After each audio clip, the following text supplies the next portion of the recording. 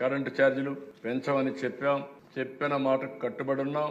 మొట్టమొదటిసారి లాస్ట్ 5 ఏళ్లలో 8 సార్లు పెంచారు. ఏం చేశారో అర్థం కాని పరిస్థితి. 1,10,000 కోట్ల రూపాయలు అప్పు చేశారు.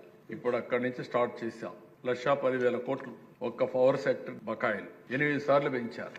ఇష్టానుసారంగా చేశారు. ఒక్కోసారి 10 రూపాయలు పెట్టుకున్నారు యూనిట్, 15 రూపాయలు పెట్టుకునేసారు. ఒక ప్రణాళిక లేదు, పాడు లేదు, ఇష్టానుసారంగా చేశారు. అదే మొదటి నుంచి కూడా నాకు దీంట్లో కొంచెం అనుభవం. నేను ఇప్పుడు కాదు, 95 నుంచి పవర్ సెక్టర్ లో నేను కూడా శ్రద్ధ పెట్టేవాడిని. నాకు బాగా జ్ఞాపకం, హైదరాబాద్ లో ఉంటే విద్యుత్ సౌధ, మీరు కూడా ఉన్నారు. సమ్మర్ వస్తే, ఈ మాత్రం మార్చి వస్తే అసెంబ్లీలో ఏకైక సబ్జెక్టు డిబేట్ అయ్యేది పవర్.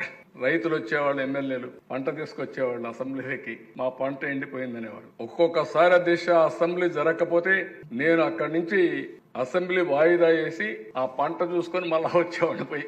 ఈ రోజు గర్వంగా చెప్పగలుగుతున్నా, అలాంటి పరిస్థితి లేకుండా చేశామంటే అది పవర్ సెక్టర్ లో వచ్చిన రిఫార్మ్సే కారణం. అధ్యక్ష, చాలా మంది నన్ను అయితే బెదిరించారు.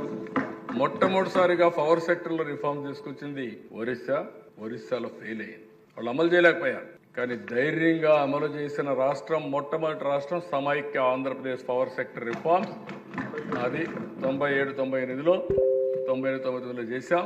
దేశంలో మొట్టమొదటిసారిగా పవర్ సెక్టర్ రిఫార్మ్సే కాదు, రెగ్యులేటరీ కమిషన్ పెట్టినటువంటి ప్రభుత్వం భారతదేశంలో తెలుగుదేశం ప్రభుత్వం. అధ్యక్ష, ఆ రోజుట్లో that is the biggest achievement.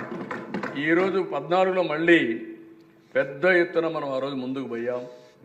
ఆ రోజు మీరు చూస్తే సోలార్, విండ్ ఎనర్జీకి ముందుకు పోయాం.